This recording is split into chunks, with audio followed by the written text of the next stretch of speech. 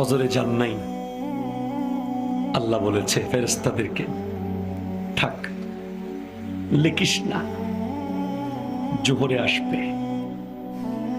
আমার বান্দা তো, আল্লাহ পানি বন্ধ করে দেব? না না না, আমার বান্দা। খানা বন্ধ করে দেব? না না না, আমার বান্দা। আমি না গাফফার?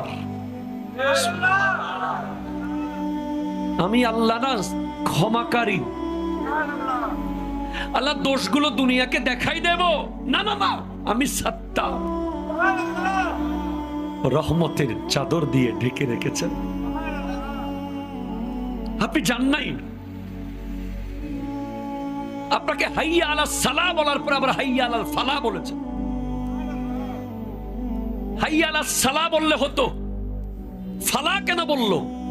আরে তোর লাভের জন্য আয়।